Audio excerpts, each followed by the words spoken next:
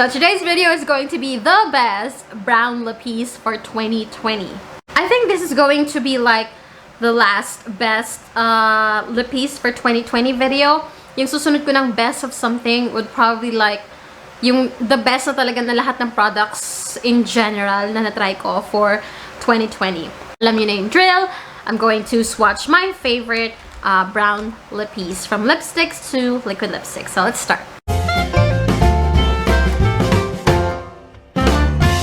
Okay, so the first product, you guys, is from Detail Cosmetics, yung kanilang powder Pout in the shade Germar. So this is what the shade Germar looks like on my lips, you guys. And in person, parang sa camera, it's like really deep, pero in person, hindi naman.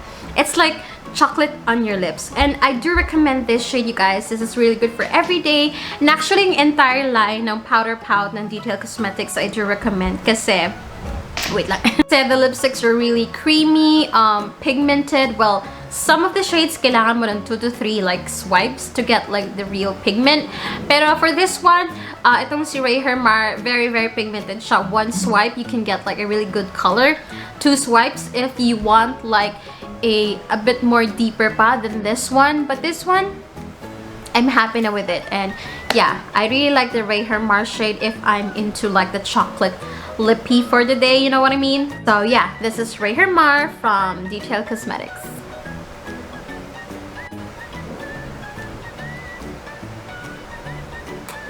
Next shade, I could have included this dun sa best vampy lippies, pero parang deserve niya dito kasi ang pangalan niya is Chocoholic. And this is from Maybelline, and this is from the Loaded Bolts collection, my favorite collection from all the Maybelline lipsticks. So this is what Chocoholic looks like on my lips, you guys. And unang tingin akala mo para siyang like red, pero it's like brown na nilagyan ng konting red, but more on the brown like in person. And I really love this because it's so sexy, you guys. It's so sexy. It's so ang lakas mo ka-powerful, alam mo yun. And I just really love the shade, and then I love the pigment. So yeah, I do recommend this one, the shade Chocoholic from the Loaded Bolts line of Maybelline lipsticks. Okay, so next one, you guys, doon muna tayo sa medyo madaling mabura. Colourette Colourtints. Really good product, really good shades. So the first one is called Ocean. So this is Ocean on my lips, you guys, and do I have to explain why this is one of the best like brownie lippy? It just looks so nice. It looks so pretty, and it's comfortable on the lips. Itong mga color tints, it's very pigmented, and yeah, I do recommend itong Ocean. And I think this is the kind of brown lippy na swak sa kahit anong skin tones. So yeah, this is Ocean from the Colourette Colourtints.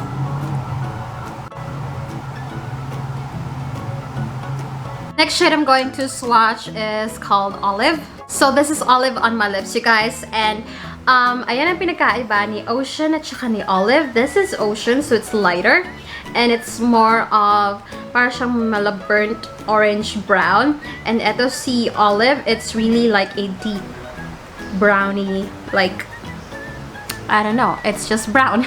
And I both love them, depending on my mood, which I like, if I want to go lighter, if I want to go deeper. I do recommend si Ocean at saka si Olive from the Colourette Colourtints collection.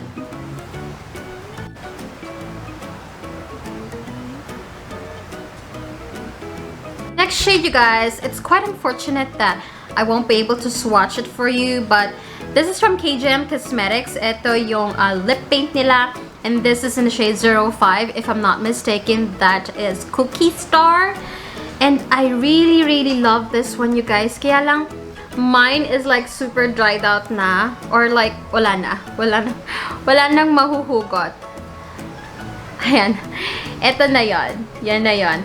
But, I'll just try to insert a clip where I used this. I think I used this at my video. I think I used this dun sa video ko na Current Makeup Obsessions. I'm gonna link it down below, and I'll try to get like a clip of me with that, with the Cookie Star lippy. Dilim talaga. I'm gonna open. Yan. Better. Pero yeah, one of my favorite brown lippies is itong KJM Cosmetics Cookie Star. Really, really nice. Really, really nice. Next on my list, you guys, from a independent brand. This is TPS or the Premium Stain. At ito yung kanilang, the Premium Stain lang. Liquid lipstick. Yeah. So, first shade is called Ruth. This is the Premium Stain liquid lipstick in the shade Ruth, you guys. And I love this one because honestly, ang ganda ng formula ng the Premium Stain. It's really comfortable, it's easy to put on, and ang ganda ng lapat niya sa labi, and it's really affordable, super duper affordable. I suggest you explore itong line na Itechiwa, you guys. Oh, hindi ko pala napapakita ang itsura niya. Ayan. I got this sa Shopee, if I'm not mistaken. If I remember correctly. Yeah, sa Shopee. So yeah, this is the shade Ruth on my lips.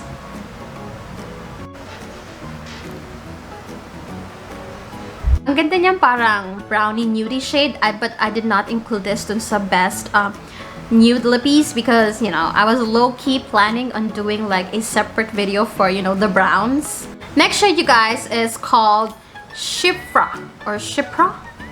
So this is SHIPHRAH on my lips, you guys. Well, obviously SHIPHRAH is like deeper. It's like darker, but so nice. I really love this one, you guys. I really do recommend this one. It's really comfortable, and nakikita ko pala sa mga, ang ganda na talaga ng lapat niya sa labi ko, dai. Kaya dai, check this out na dai. So yeah, this is SHIPHRAH on my lips.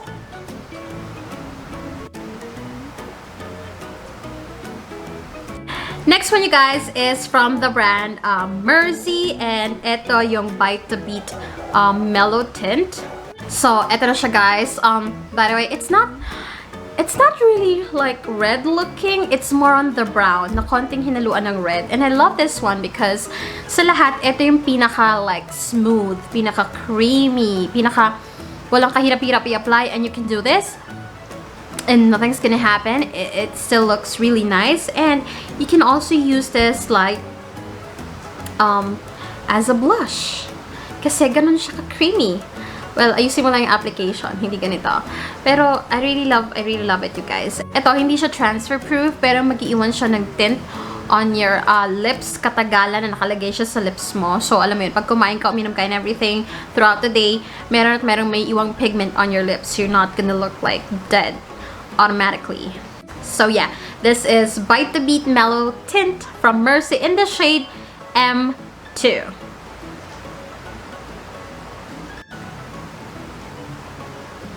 It's not red, okay? I swear to God, if you see in person, it's not red. Ayun o, nag-iwan na siya ng stain. Kahit tinanggal ko na ng bonggang-bongga, and wala pang, ano yun na, wala pang like 5 minutes on my lips. FS Cosmetics, and these are the FILIPIñAna liquid lipstick. I have 2 shades. The first one is Mahusay. So this is Mahusay on my lips, you guys, and medyo basa pa kasi siya, pero later on it's going to dry into like a really matte. And you guys, I really love itong FS Cosmetics FILIPIñAna because they're so strong. They're long lasting, they're kiss proof, transfer proof, and I just love the formula. I love the pigment. I love everything about it. It's quite more on the affordable side. Yeah, it's more on the affordable side. Hindi siya like nasa 400 or 300 something. Pero yeah, this is the kind of brown na medyo nudie. Again, I did not include it on my best like nude lippies because it's here on the best brownie lippy. So yeah, this is Mahusay from FS Cosmetics.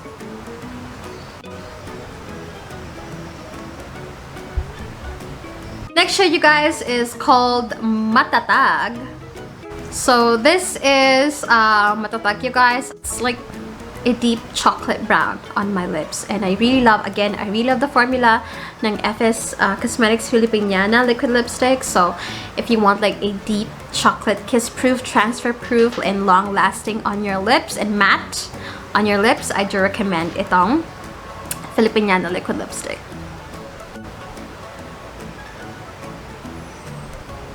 Next product, you guys. Sorry, nulugo na ng hair ko. Maikli lang ang magul pa rin. I could have included this sa best vampy lippy, but I decided to put it here because it deserves to be in this family, the brown family. And I'm talking about yung Maybelline Superstay Matte Ink, yung Coffee Edition in the shade Mocha Inventor. I'm so sorry guys, medyo hindi na perfect yung application ko. But yeah, this is Mocha Inventor, and this is like a vampy, really deep chocolate brown with a little bit of red, but like 90% brown. And I really love it. It's really nice. And pag nag-set na siya na maayos, mask-friendly. Plus, it smells like chocolate, vanilla, and a little bit of coffee, but more on chocolate vanilla. So yeah, this is one of my favorites, one of the best, ang Mocha Inventor ng Superstay Matte Ink Coffee Edition. And last but definitely not the least, you guys, is another one from Merzy. Ito yung Color of Youth collection, and this is in the shade V18. So this is V18 on my lips, you guys. Again, mukha siyang red, pero hindi talaga siya red. I swear to God. It's brown and it's deep. Hinuli ko to kasi guys, etong Color of Youth collection, gaya nung naunang Bite the Beat Mellow tint, nag-iiwan siya ng tint. Pero mas matindi yung tint nito ni Color of Youth. So, pag in-apply ko ng ganyan, and then hinayaan ko lang siya like for a few minutes, or like I warm it up with by puckering. Ganyan. Pag sinanggal ko to, dye. Lalabas yung tint niya, dye. Malalagyan ka talaga ng tint, dye. This is more on a little bit pricier side, but not so much. Pero worth it naman. Very, very worth it yung price nito. Kasi mag-iiwan siya ng tint. And ang ganda-ganda niya. And it's so comfortable. It's like airy, creamy feeling. But yeah, this is V18 from the Color of Youth collection ng Merzy. Na lahat ng aking 2020 favorite brown lippies, from lipsticks to liquid lipsticks to lip tints. Kung nag-enjoy kayo sa video natin today, guys, I was thinking kanina, do I have to do like the best pink lipsticks? Do you want that? Pag may nag-comment dyan, kahit 3 tao, gagawin ko yung the best pink lipsticks of 2020. Just let me know. Pag wala nag-comment na 3 tao na gusto nila makita yung pinks, edi okay, hindi ko gagawin. Dumiretso na tayo dun sa the best products of 2020, the best makeup of 2020. Anyway, that completes this video, guys. Thank you so much for watching. Huwag kalimutan mag-subscribe. Huwag kalimutan ang bell button so you would know right away pag nag-upload ako ng bagong video. Again, guys, thank you so much for watching. I'll see you in my next one. Bye-bye! Ayun na, day. Wala pang ano yan wala pang 30. Actually, wala pang 10 minutes sa aking lobby. So, for my picture time, gagamitin ko yung Ocean. Kasi dahil itong Colourtint, ang ano niya gamitin. Ang perfect niya gamitin, lalo na kung gusto mo mag-overline ng lips mo. Like, ano mo yung pabonggahin mo yung labi, yung pakapalin mo, ganun. Gundo. So, for my picture time, gagamitin ko yung Ocean. Kasi dahil itong Colourtint, ang ano niya gamitin. Ang perfect niya gamitin, lalo na kung gusto mo mag-overline ng lips mo. Like, ano mo yung pabonggahin mo yung labi, yung pakapalin mo, ganun. Gundo.